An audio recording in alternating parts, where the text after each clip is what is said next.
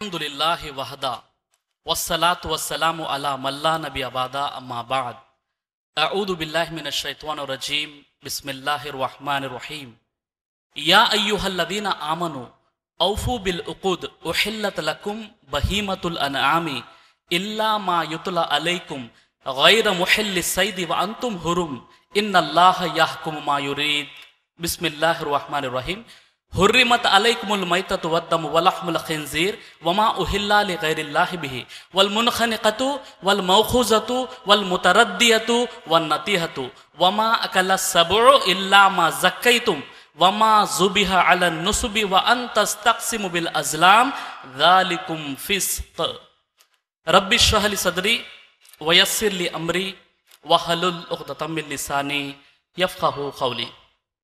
అనంత కరుణామయుడు అపార కృపాశీలుడు అయినటువంటి అల్లాహ్ పేరుతో ప్రారంభిస్తున్నాను. నేటి కార్యక్రమానికి ముఖ్య అతిథిగా విచ్చేసినటువంటి జనాబ్ అబ్దుల్ కరీం గారు, నెల్లూరు జమియతే అహ్లే హదీస్ ప్రెసిడెంట్, సభ నిర్వహణకర్త సోదరుడు ఇలియాస్ అహ్మద్, అలాగే సోదరుడు షఫీ, ప్రెసిడెంట్ యుఐఆర్సి.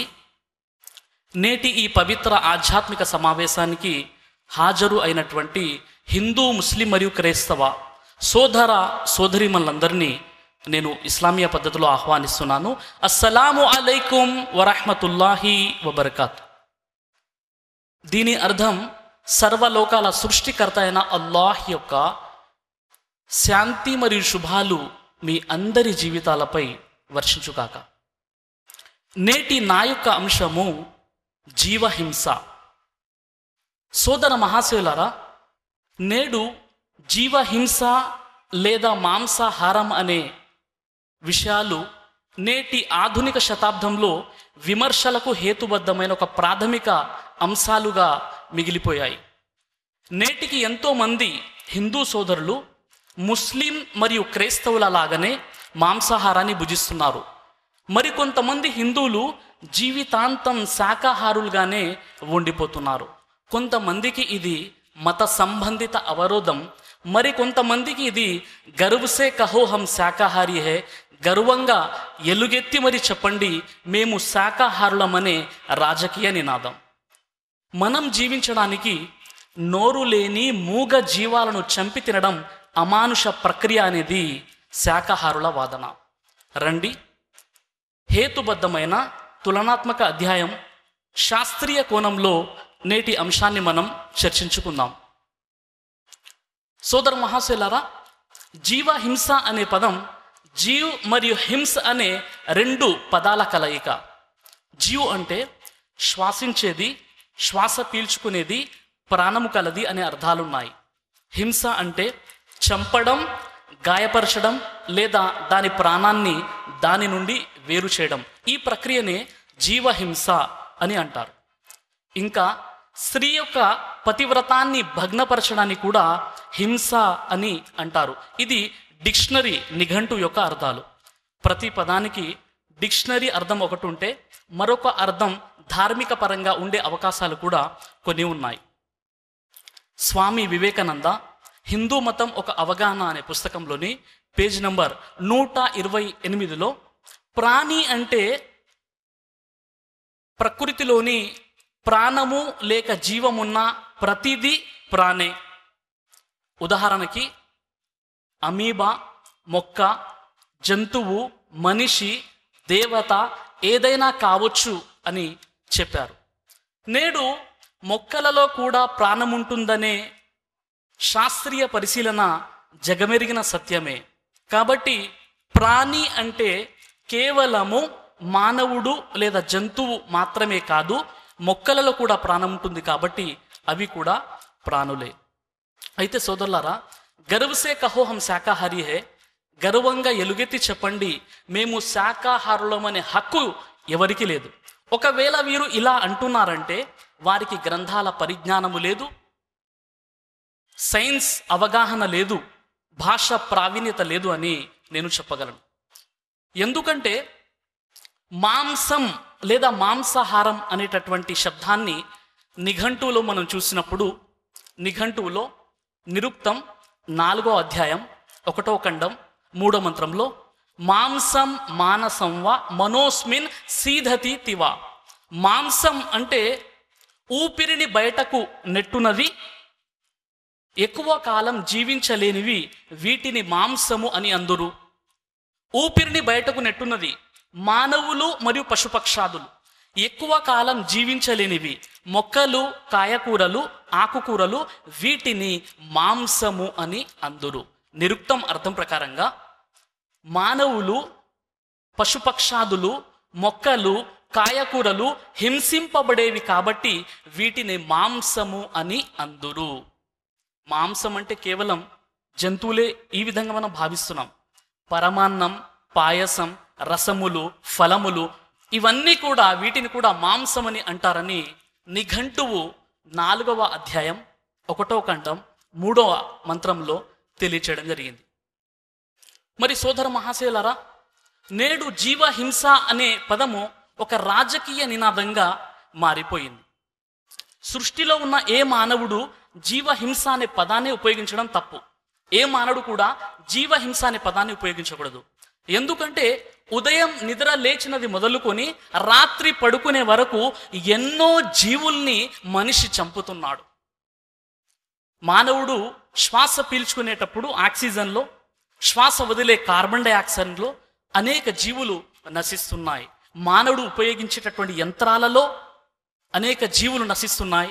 మానవుడు ఉపయోగించే రసాయనాలలో అనేక జీవులు నశిస్తున్నాయి. ఈరోజు మన భారతదేశంలో 80 కోట్ల మంది సెల్ ఫోన్ ఉపయోగిస్తున్నారట. మరి సెల్ ఫోన్ కోసం వేసేటటువంటి టవర్స్లో, నెట్వర్కింగ్ కోసం ఏదైతే టవర్స్ని ఏర్పాటు చేస్తారో అందులో అనేక జీవులు నశించిపోతున్నాయి. కాబట్టి మనిషి బ్రతకాలి అంటే మరొక జీవి చనిపోవాల్సిందే అని హైందవ మత గ్రంథాలు దివ్య దృష్టి 3వ సంపుటం పేజీ నంబర్ 925లో జీవో జీవస్య జీవనం ధర్మః, ఒక జీవి జీవించాలంటే మరొక జీవి మరణించడం ధర్మము. ప్రకృతిలోని చంపుట, చంపబడుట ఇది ప్రకృతి ధర్మము. చంపుటకు కారణాలు 2. ఒకటి ఆత్మరక్షణ కోసం, 2 ఆహారం కోసం. ఇది ధర్మము. జీవో జీవస్య జీవనం ధర్మ, ఒక జీవి జీవించాలంటే మరొక జీవిని చంపడము ధర్మమని హైందవ మత గ్రంథాలు మనకు తెలియజేస్తున్నాయి. మరి సోదర మహాశయులారా, మరి అలాంటప్పుడు ఈ జీవహింస అని టాపిక్ ఎందుకు పెట్టారండి? అసలు జీవహింస అంటే ఏమిటి అంటే హైందవ మత గ్రంథాలలో బృహధర్మ పురాణం పూర్వఖండం 1 శ్లోకం 47లో అహింసాత్వాసన జయ పరపీడ వివర్జనం శ్రద్ధా చ ఆతిథ్య సేవ చ శాంతి రూప ప్రదర్శనం ఆత్మీయత చ సర్వత్ర ఆత్మబుద్ధి పరాత్మసు. హింస అంటే ఏమిటి? మనస్సుతో ఇతరుల్ని బాధించుట హింస, మాటలతో ఇతరుల్ని బాధించుట హింస, దేహముతో ఇతరుల్ని బాధించుట హింస, తాను చేసే పని పట్ల శ్రద్ధ లేకపోవటం హింస, తాను ప్రశాంతంగా లేకపోవటం హింస, అతిథిని మర్యాదగా చూడకపోవడం హింస, ఇతరులతో స్నేహంగా ఉండకపోవడం హింస, తన బుద్ధి నిలకడగా ఉండకపోవటం హింస. దీనిని హింస అని అంటారు. కాబట్టి సోదర మహాశయులారా, హైందవ మత గ్రంథాలైనటువంటి దివ్య దృష్టి 3వ సంపుటం పేజీ నెంబర్ 925 ప్రకారంగా జీవో జీవస్య జీవనం ధర్మ, ఒక జీవి జీవించాలంటే మరొక జీవి మరణించవలసిందే. ఆహారం కొరకు చంపుట, చంపబడుట ఇది ప్రకృతి ధర్మము. దీనిని జీవహింస అనకూడదు అనే విషయాలు మనకు హైందవ మత గ్రంథాల్లో కనబడుతున్నాయి. నేటి నా యొక్క అంశమైనటువంటి జీవహింస, ఈ అంశాన్ని సోదర సోదరి సౌకర్యార్థం నేను 5 భాగాలుగా విభజించాను. 1, మాంసాహారం జీవహింస అనే భావన హైందవ సమాజంలో ఎందుకు ఏర్పడింది? 2, ఇస్లాం శాంతి ధర్మం అయితే జీవహింసను ఎందుకు ప్రోత్సహిస్తుంది? 3, జైన మతంలోని అహింస యొక్క అసలు వాస్తవికత ఏమిటి? 4, శాకాహారులు జీవహింస చేయడం లేదా? 5, ధార్మిక గ్రంథాల వెలుగులో మాంసాహారం ధర్మ సమ్మతమా లేక ధర్మ విరుద్ధమా? నేటి నా యొక్క అంశంలోని మొదటి భాగమైనటువంటి హైందవ సమాజములో మాంసాహారం జీవహింస అనే భావన ఎందుకు ఏర్పడింది? మన భారతదేశంలోని మతాలు, మత గ్రంథాలు మాంసాహారాన్ని జీవహింస లేదా పాపం అనే విషయం చెప్పలేదు.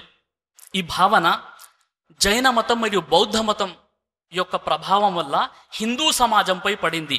ఏ విధంగానైతే దశ అవతారాలలో బుద్ధుని కూడా చేర్చడం జరిగిందో, మనము ఇతర దేశాల నుండి ఏ విధంగానైతే వస్తువులను దిగుమతి చేసుకుంటున్నామో వారి బుద్ధిని కూడా అలాగే దిగుమతి చేసుకుంటున్నాం. క్రిస్టోఫర్ అనే శాస్త్రవేత్త the camphor flame popular Hinduism and society in India Princeton university ప్రెస్లో ఇలా తెలియజేశారు. పూర్వం సాధారణ ప్రజలతో ఏదైనా తప్పు జరిగితే ఆ తప్పుకు ప్రాయశ్చితంగా జంతువులను బలి ఇచ్చి దానం చెయ్యాలి అని చెప్పబడేది. క్రమక్రమంగా ఇది ఎంత అధికమైపోయిందంటే ప్రతి చిన్న తప్పుకి జంతువుని బలి ఇవ్వడం, మాంసం పంచడం, ఇలా క్రమక్రమంగా ఇది ఎంతగానో విపరీతంగా పెరిగిపోయింది. ఆనాటి జైన మతం, బౌద్ధ మతం ప్రజలు చివరికి జంతు జాతి అంతరించిపోతుందేమో అని భయపడి మాంసాహారం, జీవహింస అనే ఆలోచనను కల్పించారు. అలాగే Sagar Sunderlal Hindu culture, food and cost system page number 49 నుండి 64లో సాగర్ సుందర్లాల్ చెప్పినటువంటి విషయం ఏంటంటే, పూర్వం వేదకాలంలో మాంసాహారాన్ని ఎవరు కూడా తప్పుగా భావించేవారు కాదు. చతుర్వర్ణాల ప్రజలు మాంసాహారాన్ని భుజించేవారు.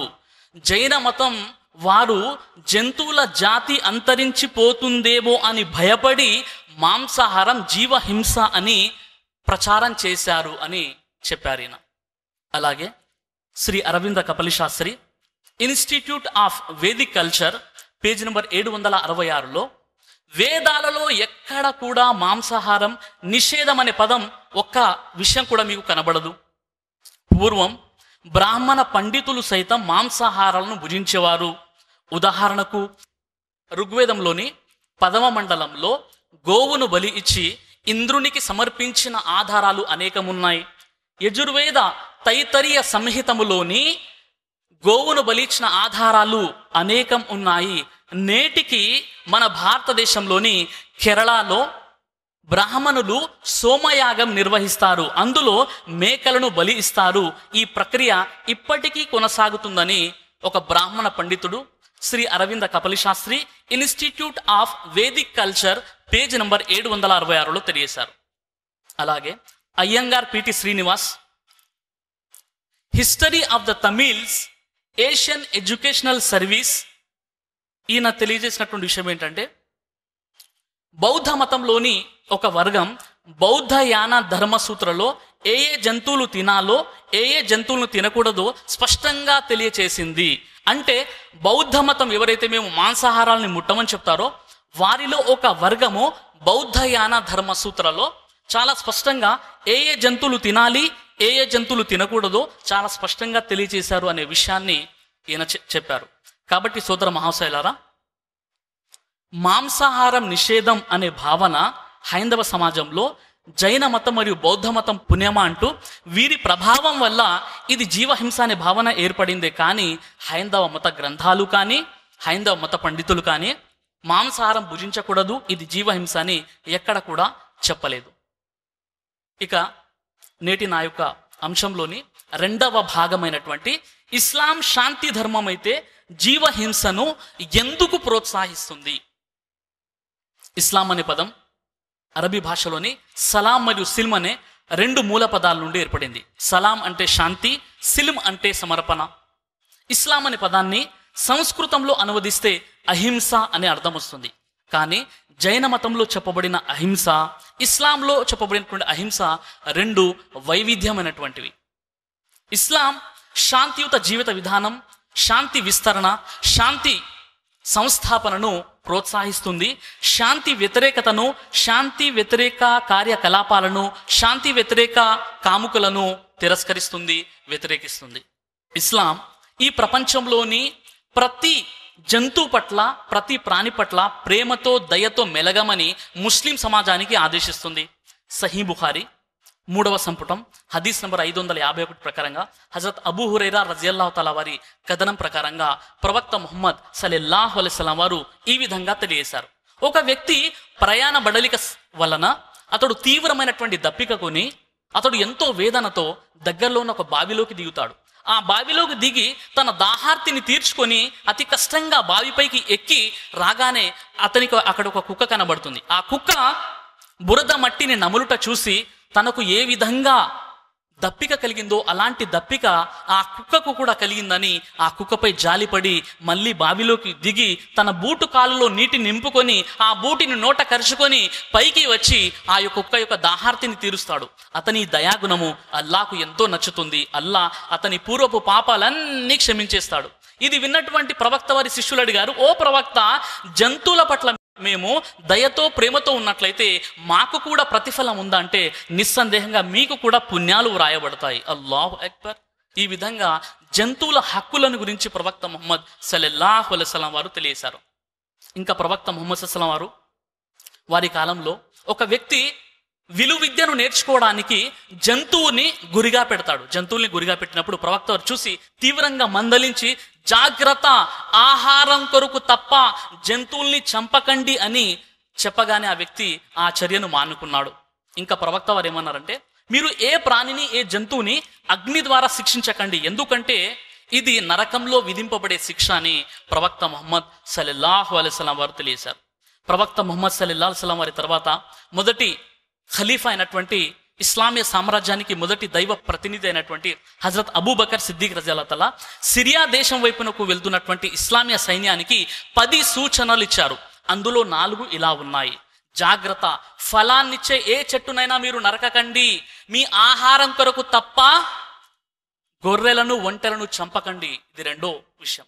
3వ విషయం, తేనెటీగలను కాల్చకండి, వాటిని చెదరగొట్టకండి. 4వ విషయం, నివాస యోగ్యమైన ఏ స్థలాలను మీరు ధ్వంసం చేయకండి అని ప్రవక్త ముహమ్మద్ సల్లల్లాహు అలైహి వసల్లం వారి యొక్క శిష్యుడైనటువంటి ఇస్లామిక్ సామ్రాజ్యానికి మొదటి ఖలీఫా హజరత్ అబూబకర్ సిద్దిక్ రజియల్లాహు తఆలా వారు తెలియజేశారు. కాబట్టి సోదర మహాశయులారా, ఇస్లాం ధర్మం మానవులతో మాత్రమే కాదు, పూర్తి ఈ విశ్వంలో ఉన్న జంతుజాలంతో, ప్రాణులతో దయతో ప్రేమతో మెలగమని ఆదేశిస్తుంది. ఇక్కడ గమనించవలసిన ఒక విషయం ఏంటంటే, ముస్లిం అనబడినటువంటి వాడు తప్పనిసరిగా మాంసాహారం తినాలి అనే ఆజ్ఞ ఈ దైవ గ్రంథం ఖురాన్లో ఎక్కడ కూడా కనబడదు. ఈ దైవ గ్రంథం ఖురాన్లో మాంసాహారం అనుమతింపబడిందే కానీ ఆజ్ఞాపించబడలేదు. ఇస్లాంలో తప్పనిసరిగా చేయవలసినటువంటి పనులను ఫరజ్ అని అంటారు. ఇస్లాంలో 5 ఫరజులు ఉన్నాయి. ముఖ్యంగా 1 షహాదా, సమస్తానికి సృష్టికర్త ఒక్కడే, ఆయనే అల్లా, ఆయన తప్ప మరొక ఆరాధ్య దైవం ఎవరూ లేరు, ముహమ్మద్ సల్లల్లాహు అలైహి వసల్లం అల్లా యొక్క దాసుడు మరియు చిట్టచివరి ప్రవక్త అని ఒప్పుకోవాలి. దీనిని తౌహీద్, కలిమే షహాదా అంటారు. 2 5 పూటల నమాజ్ చేయాలి. 3 పవిత్ర మాసం రమజాన్లో 30 రోజులు ఉపవాసాలు పాటించాలి. 4 ధనవంతుడైన ప్రతి ముస్లిం తన సంపద నుండి 2.5% ప్రతి సంవత్సరం విధిగా భావించి పేదలకు ఇవ్వాలి ఆ ధనాన్ని. 5 స్తోమత గల ప్రతి ముస్లిం తన జీవితంలో కనీసం ఒక్కసారైనా హజ్ యాత్ర చేసి రావాలి. మక్కాలో ఉన్నటువంటి, సౌదీ అరేబియాలో ఉన్నటువంటి మక్కా. ఈ విధంగా ఈ 5 విషయాలలో దేనిని తిరస్కరించినా ఆ వ్యక్తి ముస్లిం కాజారడు. అలాగే మాంసాహారాన్ని విధిగా ఫరజ్గా ఇస్లాంలో ఎక్కడ కూడా చెప్పలేదు. ఇస్లాంలో అనుమతింపబడిందే కానీ ఆజ్ఞాపించబడలేదు. ఒక వ్యక్తి పూర్తి శాకాహారిగా అయి కూడా అతడు నిజమైనటువంటి ముస్లిం అవ్వవచ్చు. మీలో ఎవరైనా ఇస్లాం ధర్మాన్ని స్వీకరిస్తాను కానీ మాంసాహారం నేను ముందు నుండి తిననండి, ఇప్పుడు కూడా నేను తినను, ఇస్లాం అయితే స్వీకరిస్తానంటే అలాంటి వ్యక్తులకు ఇస్లాం స్వాగతిస్తుంది, వెల్కమ్. కాబట్టి సోదర మహాశయులారా, ఇస్లాంలో మాంసాహారం అనుమతింపబడిందే కానీ ఆజ్ఞాపించబడలేదు. ఇక నేటి నాయక అంశంలోని 3వ భాగమైనటువంటి జైన మతంలో అహింసా భావన యొక్క అసలు రూపం, అసలు వాస్తవికత. బౌద్ధ మతం మరియు జైన మతం అహింసకు అత్యంత ప్రాధాన్యతనిస్తున్నాయి. అహింస పరమో ధర్మ, అహింస అత్యుత్తమమైనటువంటి ధర్మం అని జైన మతం నిర్వచిస్తుంది. జైన మతం ప్రకారంగా జైన మతం అహింసను ఈ విధంగా వర్ణిస్తుంది. అదేమిటంటే, ఒక వ్యక్తి ఏ ప్రాణినైనా మానసికంగా లేదా శారీరకంగా మన మాటలతో లేదా చేష్టలతో హింసించడం అని జైన మతం అహింసను ఈ విధంగా నిర్వచిస్తుంది. అందుకే ఏ వ్యక్తి అయినా దొంగతనం చేసినా, అబద్ధం చెప్పినా, ఇతరులను మోసం చేసినా అతడు తన ఆత్మను, ఇతరులను బాధ పెట్టిన వాడవుతాడు. కాబట్టి ఇది హింస. ఇలాంటి పనులకు దూరంగా ఉండడమే అహింస.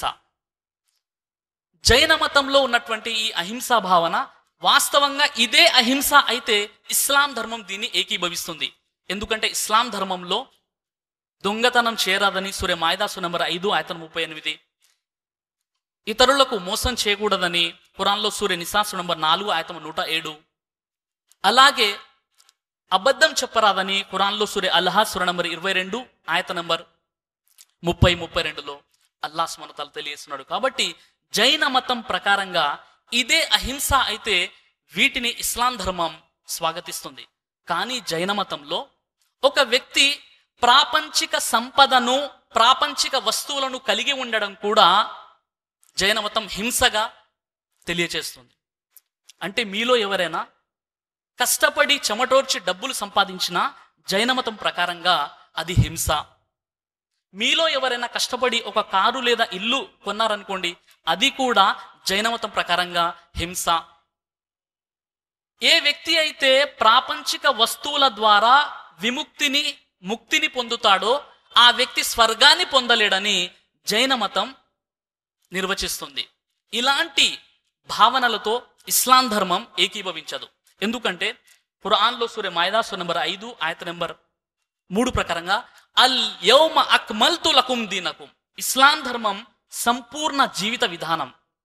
మానవుని దైనందిక జీవితంలో వ్యక్తిగత, కౌటుంబిక, రాజకీయ, ఆర్థిక, సామాజిక, జాతీయ, అంతర్జాతీయ స్థాయిలలో మానవులకు ఒక మహోన్నత మార్గదర్శకం వహిస్తుంది ఇస్లాం ధర్మం.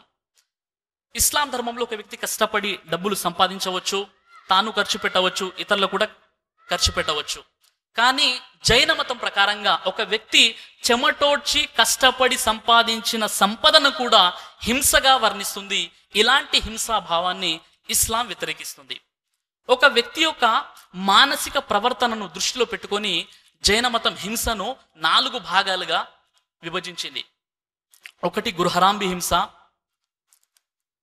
2 ఉద్యమి హింస, 3 విరోధి హింస, 4 సంకల్పి హింస.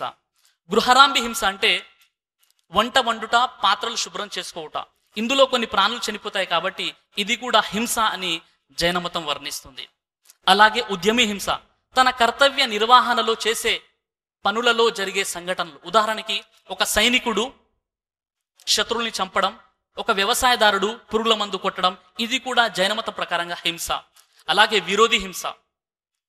విరోధి హింస అంటే ఒక వ్యక్తి తన ఆత్మరక్షణకై, ఆస్తి రక్షణకై ప్రతిఘటించే సమయంలో జరిగే చర్యల్ని కూడా జైనమతం హింసగా భావిస్తుంది. అలాగే 4వది సంకల్పి హింస అంటే ఉద్దేశపూర్వకంగా చేసేటటువంటి హింస. ఉదాహరణకు బలిదానం, వేటాడడం, చంపి తినడం, వీటిని సంకల్పి హింస అని అంటారు. మరి ఈ విధంగా జైన మతంలో మానవ మనుగడకు ఆచరణాత్మకమైనటువంటి విషయాలు చాలా తక్కువ కనబడతాయి. వీరు చెప్పినటువంటి హింసా భావాన్ని, జీవహింస అనే పదాన్ని తీసుకొని హైందవ సోదరులు ఎక్కువగా ప్రచారం చేస్తూ ఉంటారు. ఏది ఏమైనప్పటికీ ఇస్లాం ధర్మంలో మాత్రం తప్పనిసరిగా మాంసాహారాలు తినాలి అనే ఆజ్ఞ మాత్రం ఎక్కడా కనపడదు. ఇక నేటి నా యొక్క అంశంలోని 4వ భాగమైనటువంటి శాకాహారులు జీవహింస చేయడం లేదా?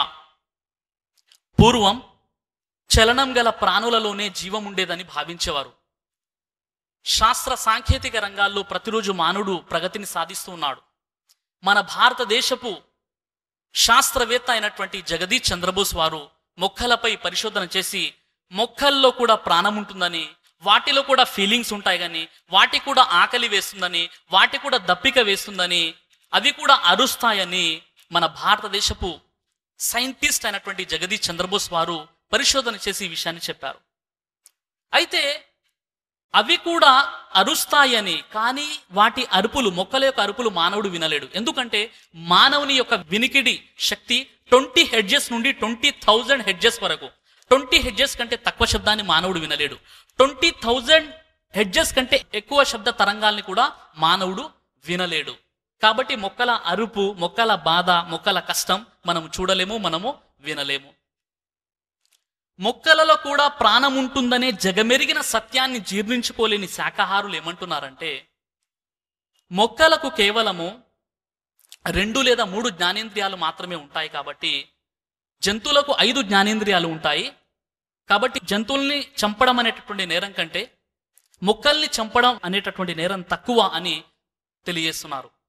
అలాగే కొంతమంది హైందవ సోదరులు, ఇతర వ్యక్తులు ఎవరైతే శాకాహారులు ఉన్నారో వారు చెప్పేటటువంటి వాదన ఏంటంటే, మరి ఈ సెన్సెస్ జ్ఞానేంద్రియాలు జంతువులకు 5 ఉంటే మొక్కలకు 2 లేదా 3 ఉంటాయి, కాబట్టి మనము మొక్కల్ని చంపి తినవచ్చండి, జంతువుల్ని చంపడం చాలా పాపమని ఈ విధంగా ఒక కోణంలో చెప్పుకుంటూ వచ్చారు. సోదరులారా, నేను ఒక ప్రశ్న అడుగుతున్నాను, దీనికి మీరు సమాధానం చెప్పండి. మీ సోదరుడు పుట్టుకతోనే చెవిటి మరియు మూగవాడు. అతడు పెరిగి పెద్ద అయిన తర్వాత ఎవరో ఆ వ్యక్తిని హత్య చేశారు. హత్య చేస్తే మీరు పోలీస్ కంప్లైంట్ ఇచ్చారు, అది న్యాయస్థానం వైపున కూడా వెళ్ళిపోయింది. జడ్జి గారితో మీరు ఏమంటారు? ఈ హంతకుడు, నా తమ్ముణ్ణి చంపినటువంటి ఈ హంతకుడు నా తమ్మునికి సామాన్య ప్రజలతో పోల్చుకుంటే 3 జ్ఞానేంద్రియాలు తక్కువగా ఉన్నాయి, కాబట్టి నా తమ్ముణ్ణి చంపినటువంటి హంతకునికి తక్కువ శిక్ష విధించండి జడ్జి గారు అని అంటారా? లేక అమాయకుడు, మూగవాడు, చెవిటివాడు అయినటువంటి అమాయకుని చంపినటువంటి ఈ హంతకుని రెట్టింపు శిక్ష విధించండి అని అంటారా? కాబట్టి సోదర మహాశయులారా, ఇస్లాం ధర్మంలో మూగవాడైనా, చెవిటివాడైనా, అంగ వికలాంగుడైనా, గ్రుడ్డివాడైనా సమస్త మానవుల ప్రాణం సమానమైనటువంటిదని అంతిమ దిన ఖురాన్లో సూర మాయిదా సూర నంబర్ 5 ఆయత నంబర్ 32లో దైవం తెలియస్తున్నాడు. మన్ ఖతల నఫ్సం బిగైరి నఫ్సిన్ ఔ ఫసాదిన్ ఫిల్ అర్ది ఫకఅన్నమా ఖతల నాస జమీఅ. ఒక వ్యక్తిని చంపినవాడు సమస్త మానవులను చంపిన దాంతో సమానం. ఒక వ్యక్తి ప్రాణాన్ని కాపాడిన వాడు విశ్వ మానవుల ప్రాణాలను కాపాడిన దాంతో సమానం. ఒక వ్యక్తి అతడు మూగవాడైనా, చెవిటివాడైనా, అంగ వికలాంగుడైనా, అంధుడైనా ఎవరిని చంపినా మానవులందరి ప్రాణం కూడా సమానమే అని దైవ గ్రంథమైనటువంటి ఖురాన్లో సృష్టికర్త అల్లాహ్ సుబ్హానహు వ తఆలా ఈ విషయాన్ని తెలియజేశాడు. మరి అలాగే మరి కొంతమంది ఏమంటారంటే, మేము ఎలాంటి మొక్కల్ని తింటామంటే కట్ చేసిన, కత్తిరించినా మళ్ళీ పెరిగే మొక్కల్ని తింటామండి అంటారు. బల్లితో కత్తిరించినా మళ్ళీ పెరుగుతుంది కాబట్టి బల్లిని తినగలమా? అలాగే సోదర మహాశయులారా, మరి కొంతమంది చెప్పేటటువంటి వాదన ఏంటంటే, మీరు జంతువుల్ని తిన్నట్లయితే, మీరు మాంసాహారం తిన్నట్లయితే జంతువుల జాతి అంతరించిపోతుంది, కాబట్టి మాంసాహారం తినకూడదని చెప్పేవారు కూడా ఉన్నారు. టైమ్స్ ఆఫ్ ఇండియా రిపోర్ట్ ప్రకారంగా 100 సంవత్సరాల క్రితం మన భారతదేశంలోని పులుల సంఖ్య 40,000, ఇప్పుడు 20,000 మాత్రమే. అంటే గడిచిన 100 సంవత్సరాల్లో 20,000 పులులు మృత్యువాత పడ్డాయి. అంటే సంవత్సరానికి సగటున 200 పులులు చంపబడ్డాయి. ఈ విధంగా ఈ ప్రక్రియ ముందుకు కొనసాగితే మన భారతదేశంలో జంతువుల సంఖ్య, పులుల సంఖ్య తరిగిపోతుందని భావించారు. కానీ దీనికి భిన్నంగా ప్రతి సంవత్సరం లక్షల పశువులు వధింపబడినప్పటికీ కూడా నేడు పశువుల కొరత లేదు, జంతువుల కొరత లేదు. సృష్టికర్తకు తెలుసు తన సృష్టిని ఎలా సమతుల్యం చేయాలో. కాబట్టి మహాశయులారా, ఈ విధంగా ప్రతి వ్యక్తి కూడా ఈరోజు శాకాహారిగా మారిపోతే ఈ సృష్టిలో, ఈ భూమండలంపై జంతువులకు ఎలాంటి విలువ ఉండదు. జంతువులు కుళ్ళి కృషించిపోయి రోడ్ల మీద పడిపోయినా దాన్ని తీసేవాడు, నాదుడు ఎవరు ఉండరు. ఒకవేళ ప్రతి వ్యక్తి శాకాహారిగా మారిపోయినట్లయితే ఈరోజు మానవుల వలె జంతువులకు కూడా ఫ్యామిలీ ప్లానింగ్ చేయించాల్సినటువంటి అవసరం ఏర్పడుతుంది. కాబట్టి సోదర మహాశయులారా, ఈ విధంగా అనేక విషయాలు తెలియచేస్తూ మన శాకాహార మహాశయులు చెప్పిన విషయం ఏంటంటే, మీరు జంతువులను తింటే అయ్యా బాబోయ్ మీ గుణాలు మారిపోతాయండి, మీ యాటిట్యూడ్ చేంజ్ అయిపోతుందని చెప్పేవారు కూడా ఉన్నారు. ఎలాంటి జంతువులు తింటే అలాంటి మనస్తత్వం ఏర్పడుతుంది. కాబట్టి మీరు జంతువులు తింటే మీ యొక్క ప్రవర్తన మారిపోతుంది, మీరు రాక్షస స్వభావాలైపోతారని చెప్పేవారు కూడా ఉన్నారు. అందుకే మేము సాధు జంతువులైనటువంటి మేక, కోడి, ఆవు వీటి మాంసమే తింటాము, కానీ సింహము, పులి, తోడేలు లాంటి మాంసం మేము తినాం. అయినా ఏ మాంసం తింటే అలాంటి ప్రభావం, ఏ జంతువుని తింటే అలాంటి ప్రభావం ఏర్పడుతుంది అనేది సైంటిఫిక్ విషయం మాత్రం కాదు. ఒకవేళ ఇదే సరైనదైతే నేడు శాకాహారులు వంగి కదలకుండా నీరసంగా ఉండాలి, మొక్కలున్నట్లు. అలా ఉంటున్నారా? లేదు కదా. ఈరోజు ఎంతోమంది నోబెల్ ప్రైజ్ ఆఫ్ పీస్ పొందినటువంటి వారు ఎంతోమంది, అధిక శాతం మోర్ దెన్ 90% నాన్ వెజిటేరియన్స్, మాంసాహారులే. పీస్ కోసం పాటుపడినటువంటి మదర్ తెరిసా, ఆమె మాంసాహారే. అడాల్ఫ్ హిట్లర్ 60 లక్షల మంది యూదుల్ని చంపాడు. చరిత్రలోనే అందరికంటే ఎక్కువగా హత్యలు చేసేవాడుగా పరిగణించబడ్డాడు. రెండో ప్రపంచ యుద్ధానికి కారణమైనటువంటి అడాల్ఫ్ హిట్లర్ 100% వెజిటేరియన్, 100% శాకాహారి. శాకాహారం తినడం వల్లనే అతని బుద్ధి ఇలా ఉంది అని మనం చెప్పగలుగుతామా? అమెరికాలోని ఒక ఆర్గనైజేషన్ పరిశోధన చేసింది వెజిటేరియన్ మరియు నాన్ వెజిటేరియన్ విద్యార్థులపై. శాకాహారులు మరియు మాంసాహారుల విద్యార్థులపై పరిశోధన చేసి చెప్పినటువంటి విషయం ఏంటంటే, శాకాహారులు ఎక్కువగా ఊరికే కోపానికి గురవుతారు, తొందరగా అలసిపోతారని చెప్పారు. ఇది ఒక సర్వే మాత్రమే, నేను తప్పనిసరిగా ఇది నమ్మండి అని చెప్పడం లేదు. అలాగే జంతు శాస్త్రవేత్తలు శాకాహార జంతువులపై మాంసాహార జంతువులపై పరిశోధన చేసి వారేం చెప్పారంటే, మాంసాహార జంతువులు చాలా యాక్టివ్గా, చురుకుగా, చలాకీగా ఉంటాయి అని చెప్పారు. అందుకే చూడండి, మనం ఎక్కడైనా రోడ్లపై వాహనంలో వెళ్తున్నప్పుడు శాకాహార జంతువుల హారన్ కొట్టామనుకోండి, బండిలో నుండి ఒక వ్యక్తి దిగి ఆ యొక్క జంతువుల్ని పక్కకి తోసేయాలి, పక్కకి జరపాలి. అలాగే మాంసాహార జంతువు ఉందనుకోండి, హారన్ కొట్టగానే చిటికలు జంప వెళ్ళిపోతుంది. ఇది ప్రాక్టికల్గా మనం చూసాం. కాబట్టి ఏది ఏమైనప్పటికీ కూడా ఏ పదార్థాలు తింటే అలాంటి ప్రభావం ఏర్పడుతుంది అనేది మాత్రం సైంటిఫిక్ విషయం మాత్రం ఎంత మాత్రము కాదు. అయితే సోదర మహాశయులారా, మనం హేతుబద్ధమైనటువంటి పరిశీలన చూసినట్లయితే ఒక వ్యక్తి యొక్క ఆహారపు అలవాట్లు ఆయా ప్రాంతాలను బట్టి ఉంటాయి. ఉదాహరణకు సముద్ర తీర ప్రాంతాల్లో ఉండేవారు ఎక్కువగా చేపలు తింటారు, శీతల ప్రాంతాల్లో ఉండేవారు మాంసాన్ని తింటారు. మన ఇండియాలో సౌత్ ఇండియన్స్ బియ్యం తింటే నార్త్ ఇండియన్స్ రొట్టెలు తింటారు. అలాగే ఇక్కడ ఎస్కిమోస్, వీరిని ఎస్కిమోస్ అంటారు, వీరు శీతల ప్రాంతాల్లో ఉంటారు. వీరు కేవలం మాంసాహారాన్ని తింటారు, ఎందుకంటే వీరికి అక్కడ శాకాహారం కూడా దొరకదు కాబట్టి. వీరు అక్కడ ఎలాంటి వస్త్రాలు ధరించాలి, వేసుకోవాలి అంటే అది తప్పనిసరిగా జంతువుల చర్మాలతో మాత్రమే ఉండాలి, లేదంటే వీరు చలికి తట్టుకోలేరు. మరి ఇలాంటి ప్రదేశాల్లో ఉండేటటువంటి వారి యొక్క ఆహారము మరి మాంసం కాకుండా ఇంకేమై ఉంటుంది? కాబట్టి వ్యక్తుల యొక్క ప్రాంతాలను బట్టి వ్యక్తుల యొక్క ఆహారపు అలవాట్లు ఉంటాయి. మనం ఒక హేతుబద్ధమైనటువంటి పరిశీలన చేసినట్లయితే ఈ సృష్టిలో మాంసాహార జంతువులు ఉన్నాయి, శాకాహార జంతువులు ఉన్నాయి. మీరు మాంసాహార జంతువుల దంతాల వరుసను, పళ్ళను పరిశీలించినట్లయితే, శాకాహార జంతువుల దంతాలను మనం పరిశీలించినట్లయితే, శాకాహార జంతువుల పళ్ళు కూర పళ్ళు లేకుండా ఒకే వరుసలో ఉండి నెమరు వేయడానికి అనుకూలంగా శాకాహార జంతువుల దంతాలు ఉంటాయి. అలాగే మాంసాహార జంతువుల దంతాల వరుసను చూసినట్లయితే కూర పళ్ళు ఉంటాయి, సూదిమొన ఉన్నటువంటి పళ్ళు ఉండి నెమరు వేసే దంతాలు వాటికి ఉండవు. అలాగే మాంసాహారం తినేటటువంటి జంతువులకు శాకాహారం పెడితే అది జీర్ణించుకోలేవు, శాకాహారం తినేటటువంటి జంతువులకు మాంసాహారం పెడితే అవి అనారోగ్యం పాలవుతాయి. కానీ దైవం మనిషిని ఎలా సృష్టించాడంటే, మానవుల దంతాలను మనం చూసినట్లయితే మనకు కూర పళ్ళు ఉన్నాయి, నెమరు వేసే దంతాలు కూడా ఉన్నాయన్నమాట. మరి మానవుడు, మనిషి శాకాహారాన్ని తినగలడు, మాంసాహారాన్ని తినగలడు. మాంసాహారాన్ని తిన్న డైజెషన్ చేసుకోగలడు, శాకాహారాన్ని తిన్న జీర్ణించుకోగలడు. మరి ఒకవేళ ఇది తప్పైతే మనిషికి ఇలాంటి డైజెషన్ సిస్టమ్ని, ఇలాంటి వ్యవస్థను ఎందుకు ఇచ్చాడు అనే ప్రశ్న కూడా మనకు ఒకటి ఉత్పన్నమవుతుంది. కాబట్టి సోదర మహాశయులారా, హేతుబద్ధంగా మనం ఆలోచించినప్పటికీ దైవం మన యొక్క జీర్ణ వ్యవస్థను ఎలా పెట్టాడంటే, శాకాహారం తిన్నా జీర్ణించుకోవచ్చు, మాంసాహారం తిన్నా జీర్ణించుకోవచ్చు. కాబట్టి సోదర మహాశయులారా, ఏది ఏమైనప్పటికీ ఇస్లాం ధర్మంలో మాత్రం మాంసాహారం తప్పనిసరి తింటేనే ముస్లిం అని ఎక్కడ కూడా చెప్పబడలేదు. ఇక నేటి నా యొక్క ప్రసంగంలోని చివరి అత్యంత ప్రధానమైనటువంటి అంశము 5వ భాగం. అదేమిటంటే, ధార్మిక గ్రంథాల వెలుగులో మాంసాహారం అనుమతింపబడిందా లేక నిషేధింపబడిందా?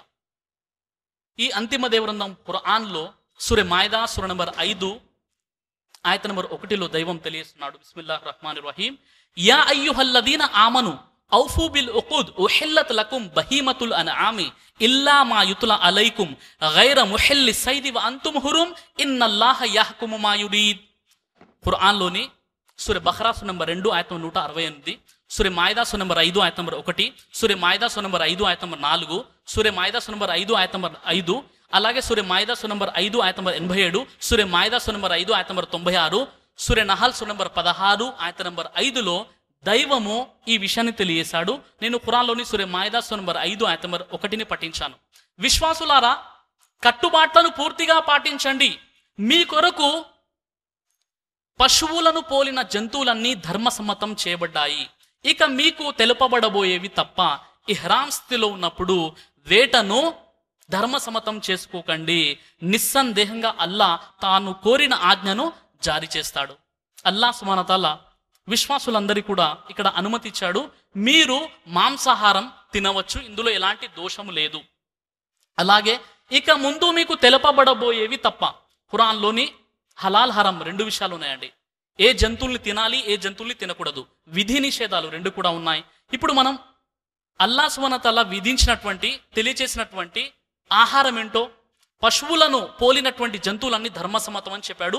ఇక మీకు తెలుపబడబోయేవి తప్ప, ఖురాన్లోని సూర మాయిదా సూర నంబర్ 5 ఆయత నంబర్ 3ని మనం పరిశీలిస్తే, బిస్మిల్లాహిర్ రహ్మానిర్ రహీం, హుర్రిమత్ అలైకుముల్ మైతతు వద్దము వలహ్ముల్ ఖిన్జీరి వమా ఉహిల్లా లిగైరిల్లాహి బిహి వల్ మున్ఖనిఖతు వల్ మౌఖుజతు వల్ ముతరద్దియతు వన్ నతీహతు వమా అకల్ల సబుఉ ఇల్లా మా జక్కైతుం వమా జుబిహ అలన్ నుసుబి వ అన్ తస్తక్సిము బిల్ అజ్లాం జాలికుం ఫిస్. మీకోసం ఇవి నిషేధించబడ్డాయి: మృత పశువు, రక్తము, పంది మాంసము, అల్లాహ్ పేరుతో కాక మరెవరి పేరుతోనైనా వధింపబడినటువంటి పశువు, ఇంకా ఊపిరాడక దెబ్బతిని ఏదైనా ఎత్తు ప్రదేశం ఉంది క్రింద పడి, లేక ఏదైనా వస్తువు ఢీకొని చనిపోయినటువంటిది, లేక అడవి మృగం చీల్చగా మరణించినటువంటిది మీకోసం హరాం. సజీవంగా ఉండి మీరు జుబా చేసిన తప్ప, సజీవంగా ఉండి మీరు కోసినటువంటి జంతువు తప్ప, ఇంకా బలిపీఠంపై వధింపబడినది కూడా మీకోసం హరాం. ఇంకా పాచికల ద్వారా జోస్యం చూడడం కూడా మీకు నిషేధించబడింది.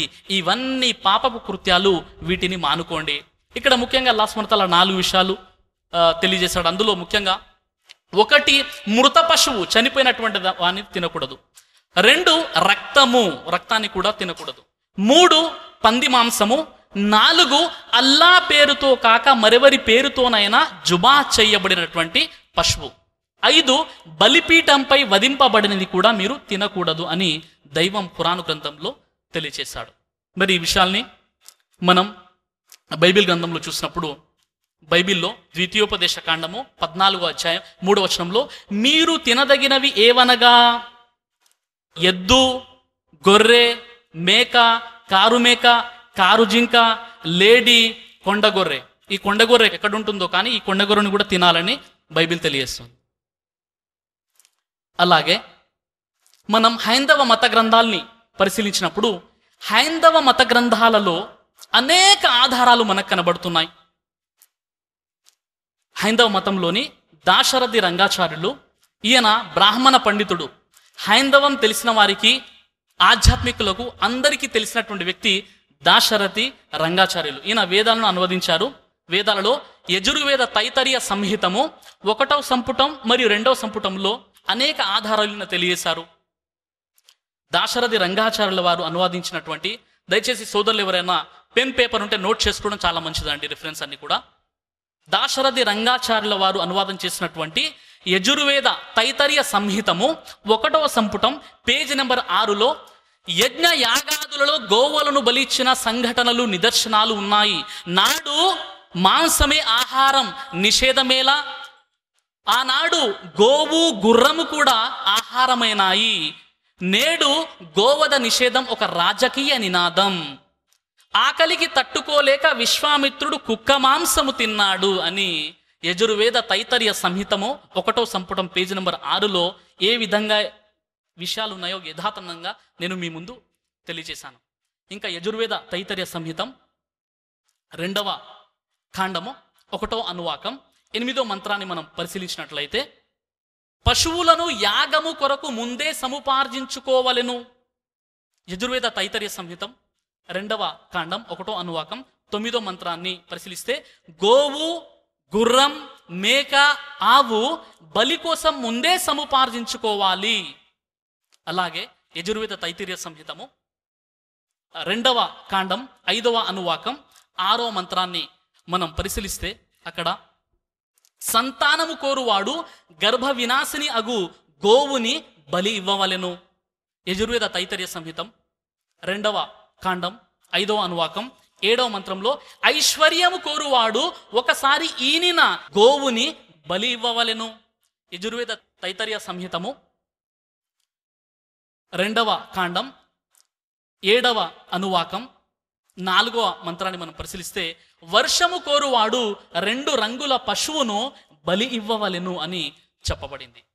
అలాగే యజుర్వేద తైత్తరీయ సంహితంలోని 4వ కాండము 9వ అనువాకం 1వ మంత్రంలో చెప్పబడినటువంటి విషయం ఏమిటంటే, గుర్రపు మాంసము ఉడికినప్పుడు కొందరు ఆతృతగా ఎదురు చూచుచున్నారు. కొందరు గుర్రపు మాంసము యొక్క వాసన చూచి వారు మురియుచున్నారు. మరికొందరు మాంసము తెమ్మనుచున్నారు. మరికొందరు మాంస భిక్ష యాచించుచున్నారు అనే విషయాన్ని తెలియచేయడం జరిగింది. ఇంకా సోదర మహాశైలారా, Shri Aravinda Kapali Shastri institute of Vedic culture page number 766లో, వేద కాలంలో బ్రాహ్మణ పండితులు సైతం మాంసాన్ని భుజించేవారు. నేటికి కేరళలో సోమయాగం నిర్వహించేటప్పుడు ఈ ప్రక్రియ ఇప్పుడు కూడా కొనసాగుతుంది. నేటికి కేరళలో సోమయాగం నిర్వహించబడేటప్పుడు అక్కడ వారు మేకలను బలిగా ఇస్తున్నారు అనే విషయాన్ని ఒక బ్రాహ్మణ పండితుడు శ్రీ అరవింద కపలి శాస్త్రి విషయాన్ని తెలియజేశారు. ఇంకా ఈ సభలో కూర్చున్న వారు మీకందరికీ కూడా ఒక ఆశ్చర్యకరమైనటువంటి విషయాన్ని ఇప్పుడు నేను చెప్పబోతున్నాను. కాబట్టి మీరంతా చెవి వెగ్గి వినండి. హైందవ మత గ్రంథాల్లో బృహదారణ్యక ఉపనిషత్ 8వ అధ్యాయం 4వ బ్రాహ్మణం 18వ మంత్రంలో, పండితుడు ప్రసిద్ధుడు, సభలలో మనోహరంగా ప్రసంగించే వక్త, సమస్త వేదాలను అధ్యయనం చేసేవాడు, అనుసరించేవాడు, సంపూర్ణ ఆయుష్ను పొందే కుమారుడు కలగాలి అని భావించే దంపతులు, స్త్రీ పురుషులు అధిక వయసు గల ఎద్దు మాంసమును నెయ్యితో కలిపి తినవలెను. అట్టి దంపతులకు అలాంటి పురుషుడు కనుటకు వారు సమర్థులు. వేదాంగాలు చదివేటటువంటి వ్యక్తి పుట్టాలి అంటే తప్పనిసరిగా ఈ ఎద్దు మాంసం తినవలసిందే. సామాన్య వ్యక్తులు పుట్టాలంటే కోరుకునే అవసరం లేదు. ఎందుకంటే ఇది బృహదారణ్యక ఉపనిషత్ 8వ అధ్యాయం 4వ బ్రాహ్మణం 18వ మంత్రంలో చెప్పడం జరిగింది. ఇక అలాగే హైందవ చట్టము, శాస్త్రం అనేటువంటి మనుస్మృతిలో అనేక ఆధారాలు మనకు కనబడుతున్నాయి. మనుస్మృతిలో 5వ అధ్యాయం 30వ మంత్రాన్ని మనం పరిశీలిస్తే, తినుటకు అనుమతింపబడిన జంతువులను ప్రతిదినము తినువాడు దోషికాడు. ఎందుకంటే ఈ లోకంలో తినబడేవి, వాటిని తినేవి, వీటన్నిటిని దైవమే సృష్టించాడు. ప్రతిరోజు కూడా మీరు మాంసాన్ని తింటే ఎలాంటి దోషము కాదని హైందవ మత గ్రంథం మనుస్మృతి మనకు తెలియజేస్తుంది. ఇంకా మనుస్మృతి 5వ అధ్యాయం 31వ వచనంలో, ఊరక మాంసము భక్షించుట రాక్షస విధి, అంటే తినుటకు కాక కాలక్షేపం కోసం జంతువుల్ని చంపడం రాక్షస విధి. ఈ విషయాన్ని ప్రవక్త ముహమ్మద్ సల్లల్లాహు అలైహి వసల్లం వారు కూడా తెలియజేశారు. ఇంకా మనుస్మృతి 5వ అధ్యాయము 33వ మంత్రాన్ని మనం పరిశీలిస్తే, కొనినది కానీ, తానే సమకూర్చినది కానీ, ఇతరులు తీసుకువచ్చినది కానీ, మాంసము పితరులకు నొసంగి మిగిలినది తినుట వలన మాంస భక్షణ దోషము ఎంత మాత్రము కాదు. ఇంకా మనుస్మృతిలో 5వ అధ్యాయం 36వ మంత్రాన్ని పరిశీలిస్తే, వేద మంత్ర ప్రోక్షణము చేయక పశు మాంసాన్ని విప్రుడెన్నడూ భుజింపరాదు. అయితే వేద మంత్ర ప్రోక్షణముచే సంస్కరింపబడినటువంటి పశు మాంసాన్ని భుజించుట సంస్కారమే అని ఎరింగి మానవుడు తినవలెను. అందుకే ముస్లింలు ఎప్పుడు కూడా జుమా చేయనటువంటి జంతు మాంసాన్ని ఎప్పుడు కూడా తినరన్నమాట. అంటే అది హలాల్ అయితే, తప్పనిసరిగా దైవానికి అర్పించింది అయితే తినవచ్చు అనే విషయం ఇక్కడ మనకు కనబడుతుంది. ఇంకా మనుస్మృతిలో 5వ అధ్యాయం 7వ మంత్రం, మనుస్మృతి 5వ అధ్యాయం 23వ వచనంలో కూడా మాంసాహారం అనుమతింపబడింది. మనుస్మృతి 267 నుండి 274 మంత్రాల్లో ఏ ఏ జంతువులు తినాలో ఒక మెను కూడా అక్కడ తెలియచేయడం జరిగింది. అవునండి, ఇదైతే వేదాలు చెప్పారు, అలాగే మనుస్మృతి నుండి కూడా చెప్పారు. కానీ మా మహాభారతంలో ఉందా అంటే అనేక ఆధారాలు మహాభారతంలో మనకు కనబడుతున్నాయి. మహాభారతంలో అనుశాసనిక పర్వం 303వ పద్యంలో ధర్మరాజు భీష్మాచార్యుల వారితో అడుగుతున్నాడు. అదేమిటంటే, మిక్కిలి గొప్పదైన మాంసాహారమును విడనాడి తక్కిన పిండి వంటలు పండ్లు పదార్థాలతో మానవులు ఎందుకు సరిపుచ్చుకోరు? ఇది ప్రశ్న ఎవరు అడిగారండి? భీష్మాచార్యుని ధర్మరాజు అడుగుతున్నారు. ఏమిటని? మిక్కిలి గొప్పదైన, చాలా గొప్పదంట, మిక్కిలి గొప్పదైన మాంసాహారమును విడనాడి తక్కిన పిండి వంటలు పండ్లతో మానవులు ఎందుకు సరిపడరు? ఈ విషయం, ఇది ప్రశ్న. దీనికి సమాధానం మహాభారతం అనుశాసనిక పర్వంలోని 304వ పద్యంలో దీనికి సమాధానం ఉంటుంది. ఇది కూడా మీకు ఆశ్చర్యం కలిగించేటటువంటి విషయం. ఇంత ముందుకు మీరు ఒకటి గుర్తుంచుకున్నారు, ఆశ్చర్యం కలిగేటటువంటి విషయం. ఇక రెండో విషయం ఏంటి? దీనికి సమాధానంగా ధర్మరాజు అడిగినటువంటి ప్రశ్నకు భీష్మాచార్యుడు తెలియచేస్తున్నాడు. అదేమిటంటే, మాంసము రుచిమరిగిన వాడికి మానుట సాధ్యమా? అంతేకాదు, మాంసము తినుట వలన శారీరక బంధం కలవారికి బలం పుడుతుంది, దాంపత్య జీవితంలో సెక్సువల్ లైఫ్లో సామర్థ్యం పెరుగుతుంది, అలాగే గాయాలు తొందరగా మానుతాయి, అలసిపోయిన వారికి ఉత్సాహం కలుగుతుంది, ప్రయాణం చేసి వచ్చిన వారికి ఉత్సాహము కలుగుతుంది. ఇంకా ఇలాంటి ఆశ్చర్యకరమైన విషయాలు చెబుతూ, పిండి వంటలు పండ్లలో ఇలాంటి విశేషాలు లేవు కదా, అయినప్పటికీ మాంసాహారం తప్పు అనుకుంటే దానం చేస్తే సరిపోతుంది, మాంసాహారము యజ్ఞాలలో బలి ఇవ్వాలి అనేది వేదం యొక్క అనుశాసనం కదా, ఆల్రెడీ ఇది వేదాల్లో కూడా ఉన్నటువంటి విషయమే కదా, నువ్వు ఎందుకు సందేహిస్తున్నావని భీష్మాచార్యుడు ధర్మరాజుకి ఈ విషయాన్ని చెప్తున్నారు. అదేవిధంగా మహాభారతంలోని శాంతి పర్వం 29వ అధ్యాయం ప్రథమ శ్వాసం 241వ పద్యాన్ని మనం పరిశీలిస్తే, రంతి దేవరాజ్ అనే ఒక చక్రవర్తి గురించి చెప్పడం జరిగింది. రంతి దేవరాజ్ అనేటటువంటి ఒక చక్రవర్తి సత్రయాగం అనే ఒక మహాయజ్ఞాన్ని ప్రారంభిస్తాడు. అనేక వేల సంఖ్యలో ప్రజలందులో పాల్గొంటారు. వారందరికీ భోజనాల ఏర్పాట్లకై 20,000 మంది కళా ప్రవీణులను, వంటవారిని 20,000 మంది వంటవారిని అక్కడ ఆయన ఏర్పాటు చేస్తాడు. అందులో పశువులు వధింపబడ్డాయి. 20,000 మంది కళా ప్రవీణులైనటువంటి వంటవారు వచ్చారంటే ఎన్ని పశువులు వధించబడ్డాయి? అప్పుడు అందరూ కూడా భోజనాలు చేస్తారు. చివరికి దైవ దూతలు కూడా భోజనాలు చేసి, ఓ రంతిదేవ్, నీవు పుణ్యాత్ముడవి, అంటే పుణ్యాత్ముడు అనేటటువంటి ఒక ధన్యత లభించింది అక్కడ మాంసాహారాన్ని వారికి ఆహారంగా పెట్టడం వల్ల. ఇంకా మహాభారతంలోని అనుశాసనిక పర్వం 84వ పద్యాన్ని మనం పరిశీలిస్తే, అక్కడ ఆ రంతిదేవరాజు తన విధిని అనుసరించి పెక్కు ఆవుల మందను చంపి హోమములో యజ్ఞము చేసెను. ఈ విధంగా అనేక ఆధారాలు మనకు హైందవ మత గ్రంథాల్లో కనబడుతున్నాయి. ఇక అలాగే మనము మహాభారతంలోని అనుశాసనిక పర్వం 88వ అధ్యాయాన్ని మనం చూసినప్పుడు అక్కడ ధర్మరాజు భీష్మాచార్యుల వారితో అడుగుతున్నారు. అదేమిటంటే, మా చనిపోయిన పితరుల ఆత్మ సంతృప్తి కోసము మేము పూజలో ఏమి ఇవ్వాలి అంటే ఆయన దానికి సమాధానం చెప్తున్నారు. ఆకుకూరలు, పండ్లు, బియ్యము, నువ్వులు ఇచ్చినట్లయితే 1 నెల సంతృప్తి పొందుతారు.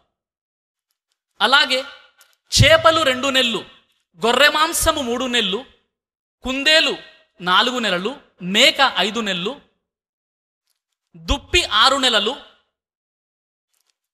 అదేవిధంగా పక్షి 7 నెలలు,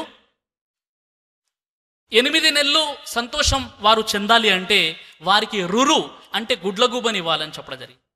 అలాగే ఎద్దుని బలిగా ఇస్తే 9 నెలలని, అలాగే గావ్యని ఇచ్చినట్లయితే 10 నెలలు, గావ్య అంటే అడవి ఆవు అని చెప్పడం జరిగింది, గావ్యని బలిగా ఇచ్చినట్లయితే 10 నెలలు అని, అలాగే అడవి ఎద్దుని ఇచ్చినట్లయితే 11 నెలలని, ఆవుని బలిగా ఇచ్చినట్లయితే 1 సంవత్సరం పాటు వారు సంతృప్తిగా ఉంటారని, అలాగే రైనోసర్ రాక్షస బలినిచ్చినట్లయితే జీవితాంతం వారు సంతృప్తిగా ఉంటారని ఒక పెద్ద మెను అక్కడ చెప్పడం జరిగింది.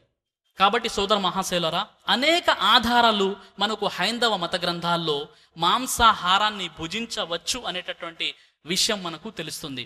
అయితే నేడు మన భారతదేశంలో ఎంతోమందికి హైందవ సోదరులకి ఆదర్శంగా భావించబడేటటువంటి శ్రీరామచంద్రుల వారు మాంసాన్ని తిన్నారంటే నిస్సందేహంగా ఆయన కూడా తిన్నారు.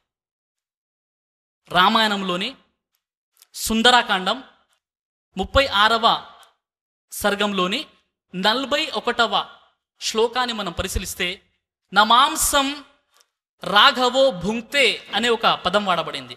ఆ యొక్క సందర్భం ఏంటంటే, హనుమంతుల వారు లంకకెళ్తారు. లంకకెళ్ళగానే అక్కడ సీతావారు హనుమంతుల వారిని చూసి నా రాముడు ఎలా ఉన్నాడు అని ప్రశ్నించడం జరుగుతుంది. దానికి సమాధానంగా, నీ వియోగం తర్వాత రాముడు మాంసాహారాన్ని వదిలేశాడు, మధువుని సేవించడం మానివేశాడు, ప్రతిరోజు కేవలం సాయంత్రము వనభోజనం, కేవలం సాయంత్రం మాత్రమే అతడు అన్నము తింటున్నాడు. ఆయన రాముల వారి గురించి అంటే, నీ వియోగం తరువాత రాముల వారు మాంసాహారాన్నే మానేశారు అంటే అంతకు ముందుకు ఆయన తిన్నారా లేదా? నిస్సందేహంగా రాముల వారు కూడా మాంసాహారాన్ని తిన్నారు. మీరు వాల్మీకి రామాయణం సుందరాకాండంలోని మీరు ఈ రిఫరెన్స్ ఏదైతే 36వ సర్గము 41వ పద్యాన్ని, ఈ యొక్క శ్లోకాన్ని మీరు ఇంటికి వెళ్ళిన తర్వాత ఒకసారి చెక్ చేసి చూడండి. అలాగే సోదర మహాశయులారా, అనేక ఆధారాలు మనకు హైందవ మత గ్రంథాల్లో కనబడుతున్నాయి. అయితే కొంతమంది మన సోదరులు గ్రంథాల పరిజ్ఞానం లేని కారణంగా మీరు మాంసాహారం తింటే మీకు మోక్షం లేదండి అనేటటువంటి ప్రచారం చేస్తున్నారన్నమాట. నిజంగా మాంసం తింటే మోక్షము లేదా? ఇస్కాన్ వారు ట్రాన్స్లేషన్ చేసినటువంటి భగవద్గీత పేజీ నెంబర్ 117 ధర్మగ్రంథ సేకరణ కాసం మీరు చూసినట్లయితే, బ్రాహ్మణుడు యజ్ఞములో గోవును బలిగా ఇచ్చినట్లయితే స్వర్గానికి వెళ్తాడు అని రాశారు. మాంసాహారం తింటే స్వర్గం లేదని చెప్పడం కాదు, మాంసాహారం తింటేనే స్వర్గం ఉందని వారు అక్కడ తెలియచేస్తున్నారు. ఇస్కాన్ భగవద్గీత పేజ్ నెంబర్ 117 ధర్మగ్రంథ సేకరణ. ఇక అలాగే శ్రీ భగవత్ పురాణం 3వ స్కందము 33వ అధ్యాయము 37వ పద్యాన్ని మనం చూసినట్లయితే, అక్కడ కుక్క మాంసము తినిన వాడైనప్పటికీ నీ పవిత్ర నామ సంకీర్తనమును గావించిన ఎడల అతడు వేదాంగాలు చదివిన వాడితో సమానం, సమస్త యజ్ఞాలు చేసిన వాడితో సమానము, అతడు బహు సంవత్సరాలు హోమము చేసిన వాడితో సమానము, పవిత్ర పుణ్య ప్రదేశాలందు స్నానము చేసిన వాడితో సమానం. ఎవరు? ఆ దైవాన్ని తెలుసుకున్నవాడు. మరి సోదర మహాశయులారా, ఎంతోమంది మనం చూస్తున్నాం. ఈరోజు చూడండి, మన జైనమత సోదరులు వీరు ముక్కుకి ఎందుకు బట్ట కట్టుకున్నారంటే, నోటికి సూక్ష్మజీవులు కడుపులోకి వెళ్లకుండా, నోట్లోకి వెళ్లకుండా. మరి తినేటప్పుడు ఏం మూసుకుంటారు? ఈ విధంగా మనం చూసినట్లయితే అనేక విషయాలు గ్రంథాల పరిజ్ఞానం లేని కారణంగా మనకు కనబడుతుంటాయి. మరి కొంతమంది అయితే మరి ఎంత దుష్ప్రచారం చేస్తున్నారంటే మాంసం తింటే మోక్షము లేదు అని చెప్తున్నారు. ఇది కాస్త మీరు చూసినట్లయితే అద్దె ఇల్లులు ఏవైతే ఉంటాయో, టు లెట్ ఫర్ వెజిటేరియన్, మేము కేవలం శాకాహారులకు మాత్రమే మా ఇల్లు అద్దెకిస్తామండి. ఇది హైదరాబాద్లో చాలా పెద్ద సమస్య. ఇది బహుశా మన జిల్లాల్లో, ఈ డిస్ట్రిక్ట్స్లో ఉండకపోవచ్చు, కానీ to let for only vegetarian, మేము కేవలము శాకాహారులకు మాత్రమే మేము ఇల్లు అద్దెకిస్తాం. వీరికి నిజంగా గ్రంథాల పరిజ్ఞానం లేదు. ఈ భగవద్గీతలోని 5వ శ్లోకాన్ని మనం పరిశీలిస్తే, విద్యా వినయ సంపన్నే బ్రాహ్మణే గవిహస్తిని శుని చైవాశ్వపాకే చ పండితాః సమదర్శినః. విద్యా వినయము కలిగి ఉన్న బ్రాహ్మణుని అందును, గోవునందును, ఏనుగునందును, కుక్కనందును, కుక్క మాంసము తిను చండాలుని అందును సమదృష్టి గలవాడే జ్ఞాని. బ్రాహ్మణ పండితునితో ఎలా ఉంటామో అదేవిధంగా కుక్క మాంసము తినే చండాలుని అందు కూడా అలా ఉండాలి అని భగవద్గీతలో మీరు భగవద్గీత చదువుతున్నప్పుడు, మరి సాధు జంతువులు తినేటటువంటి వారితో ఎలా ఉండాలండి? ఒక్కసారి ప్రతి వ్యక్తి ఆత్మ ప్రక్షాళన చేసుకోవాలి.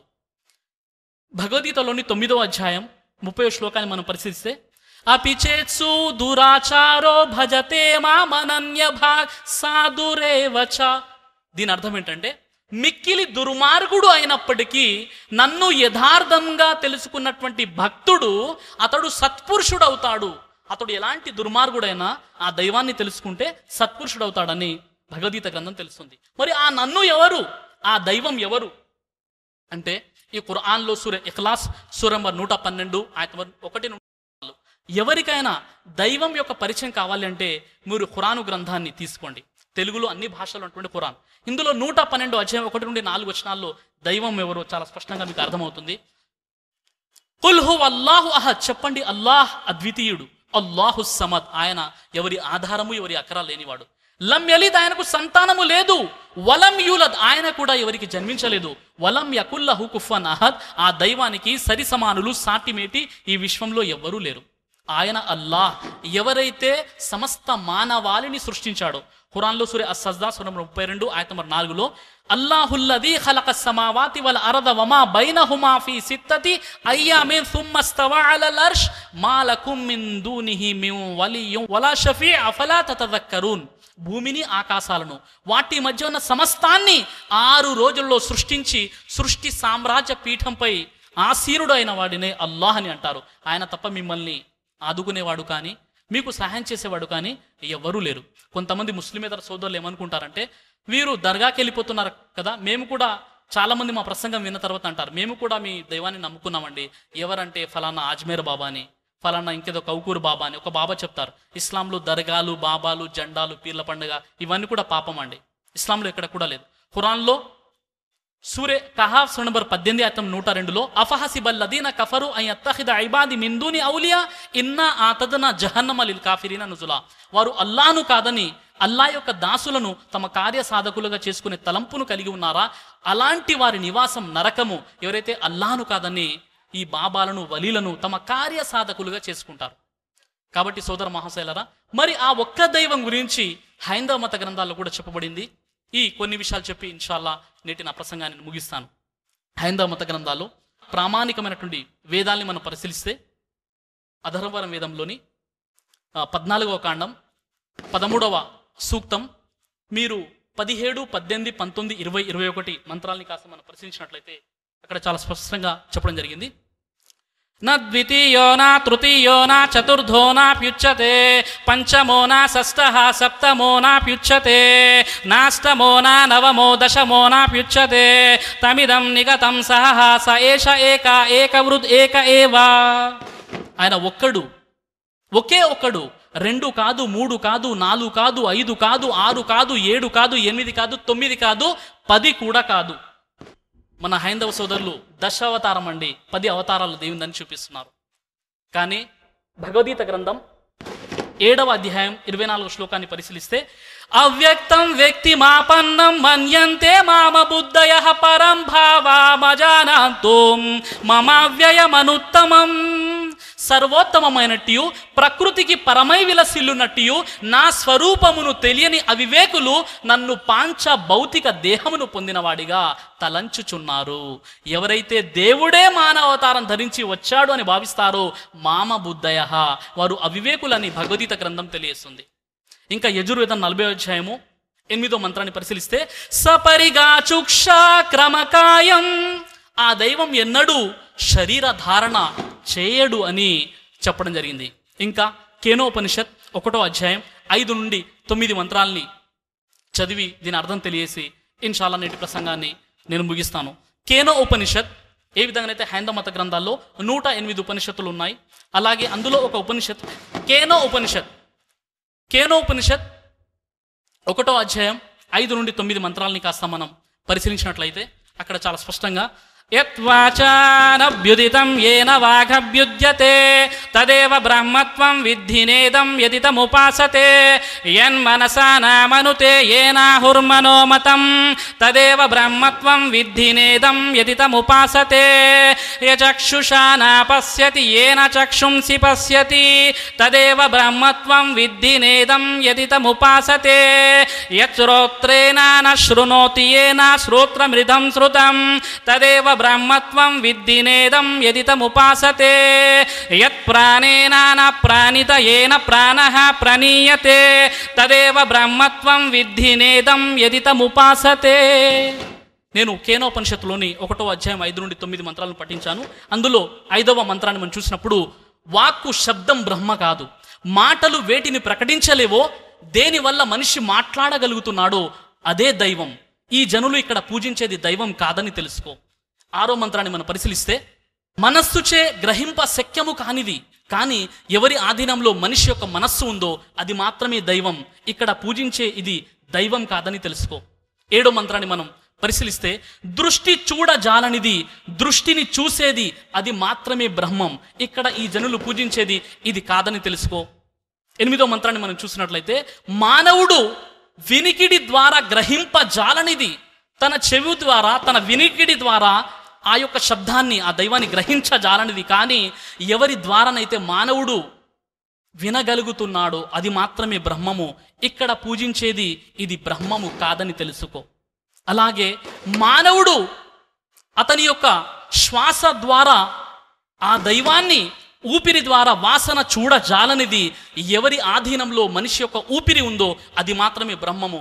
ఇక్కడ ఈ జనులు పూజించేది ఇది దైవం కాదని తెలుసుకో.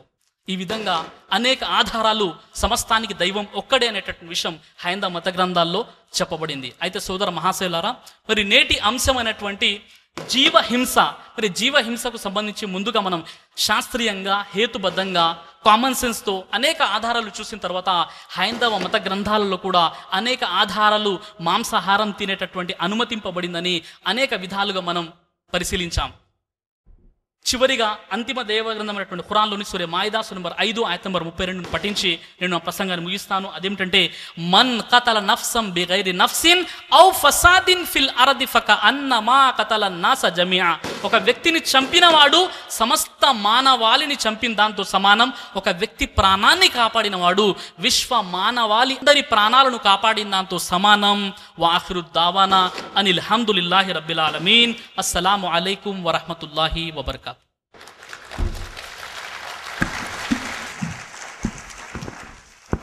जज़ाकल्लाहु खैर।